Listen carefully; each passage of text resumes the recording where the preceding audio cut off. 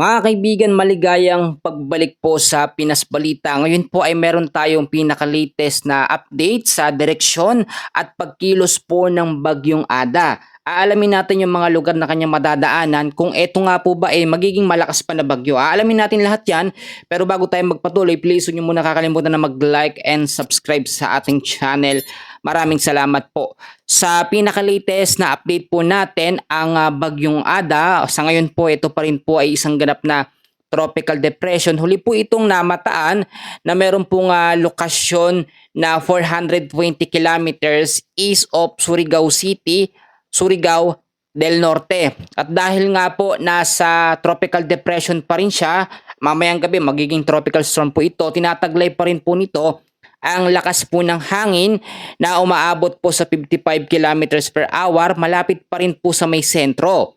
May pagbugso po ito na umaabot na sa 70 kilometers per hour at yung pagkilos po niya pa west, northwestward sa bilis po na 10 kilometers per hour. Kung mapapansin ho ninyo, medyo mabagal yung pagkilos nito, kaya naman yung mga direktang lugar po na nadadaanan niya sa ngayon at naapektuhan niya ay nakakaranas na po ng mga pag-uulan. Though hindi naman sobrang lakas pero consistent yung mga pag-uulan sa mga lugar po na naaapektuhan nito.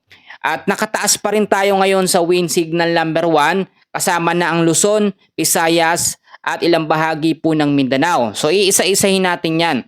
Signal number 1 po nakataas sa Sorsogon, northern southern portion po ng Albay, at kasama po dyan mga kaibigan ko ang Catanduanes, sa Luzon area yan.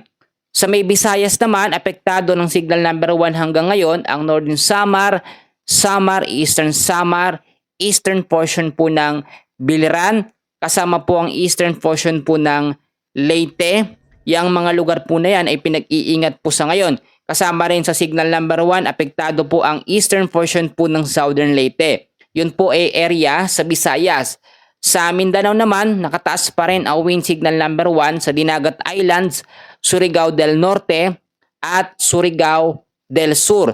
So ngayon ay ipapakita ko po sa inyo yung pinakamapa natin dahil po nagkakaroon tayo dito ng sinasabi natin na tuloy-tuloy and consistent po na pagkilos ng Bagyong Ada. Do hindi naman ito nakikita na magiging typhoon o super typhoon na bagyo, pero kinakailangan po natin maging alerto at maging handa.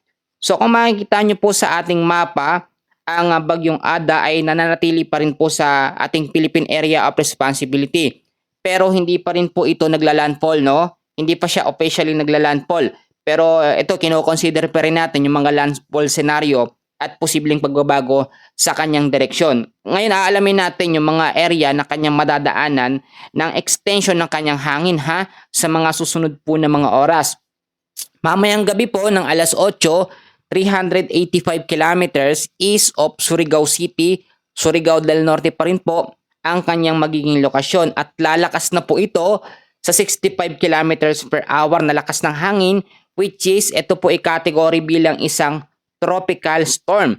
So yung mga lugar na binanggit ko kanina nakataas ang wind signal number 1 ay itataas po sa wind signal number 2 yung mga lugar na apektado ng Bagyong Ada. Pag sinabi ho natin na wind signal number 1, yan po ay may 36 hours na warning lead time, may lakas ng hangin na 39 to 61 kilometers per hour. Kaya naman yung mga nagtatanong bakit daw meron sa lugar nila signal number 1, wala naman daw masyadong nararanasan ng mga pag-uulan, walang hangin daw, medyo makulimlim lang. Kaya nga po meron tayong warning lead time o may duration, doon po mararanasan yan. At pagdating naman po bukas ho ng alas 8 ng umaga, ang magiging lokasyon naman ng Bagyong Ada, 265 kilometers east of Giwan, Eastern Samar. Pagdating ng alas 8 ng gabi, bukas po, 175 kilometers east of northeast of Borongan City, Eastern Samar po ang magiging lokasyon nito. Pagdating naman po ng January 17, Sabado po ito, 165 kilometers east-northeast of Katarman, Northern Samar po ang magiging lokasyon ng Bagyong Ada. Bagamat hindi naman ito masasabing life-threatening po na lakas ng bagyo, pero yung mga pag-uulan po na kanyang posibleng maidulot sa mga direktang lugar na kanyang madadaanan ay makakaranas po ng posibleng mga pagbabaha sa mga low-lying areas at landslide po sa mga landslide prone area. So kung makikita nyo yung pinaka-radius o yung sirkulasyon ng hangin niya mas lumalawak habang lumilipas po ang mga oras or habang papalapit siya. At etong area of probability niya, yung parang apa na yan, pa-recurve siya. Ibig sabihin medyo palayo. Sasalungatin niya ang high pressure na nanggagaling po dito sa may bandang silangan po mga kaibigan. So ang tendency lumiliit yung chance na magkaroon tayo ng landfall scenario dito po sa Eastern Visayas at Bicol region. Pero maging alerto pa rin. Meron po tayo ngayon nakataas na heavy rainfall warning, which is ito po yung dami ng mga pag-uulan na mararanasan ngayon dahil po sa tropical depression Ada o bagyong Ada. Meron po tayo ngayong hapon na inaasahan po na 50 to 100 mm sa dami ng pag-uulan dyan po sa may Northern Samar, Eastern Samar, Biliran, Leyte, Southern Leyte, Dinagat Islands, Surigao del Norte, Agusan del Norte at Surigao del Sur. So ang maging alerto at maging handa. Pagdating naman po kinabukasan ho ng hapon hanggang sa Sabado ng hapon, meron naman o tataas naman yung dami ng mga pag-uulan. Aabot na po sa 100 to 200 mm sa dami ng pag-uulan ang aasahan sa Catanduanes, Northern Samar at Eastern Samar. Bahagya namang hihina sa Camarines Norte which is 50 to 100 mm sa dami ng pag-uulan. Bukas po yun ng hapon hanggang sa Sabado po ng hapon, 50 to 100 mm sa dami ng pag-uulan. Camarines Norte, Camarines Sur, Albay, Masbate, Sorsogon, kasama ang Samar, Biliran, Leyte, Southern Leyte at Dinagat Islands. Saturday po ng hapon hanggang sa Sunday ng hapon ay meron po tayong 100 to 200 mm sa dami ng pag-uulan dyan po sa Catanduanes, Camarines Sur at Albay.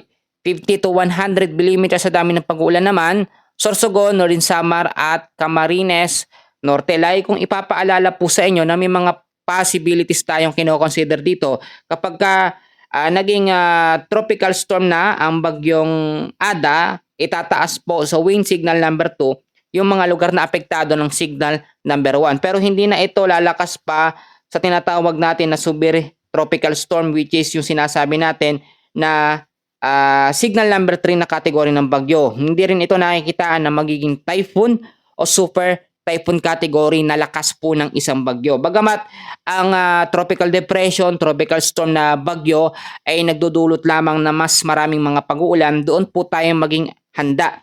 Lalo na po sa mga lugar na maaapektuhan ng extension ng kanyang hangin o yung pinakabuntot po ng bagyo. Bagamat ang kaibahan nito sa typhoon o super typhoon, ang typhoon o super typhoon ay nagbibigay po ng life-threatening o lakas ng hangin na talagang sobrang mapaminsala. Ang mahihinang bagyo, mas maraming ulan po ang ibinibigay or idindulot niyan sa mga direkta o mga lugar po na kanyang maaapektuhan. So may mga update pa tayo mamaya. So ugaliin nyo pong nakaantabay sa ating pinaka-latest na update. And please huwag nyo po kakalimutan na i-like, i-share ang ating update sa ating mga kababayan. Maraming salamat po at mag-ingat po tayong lahat.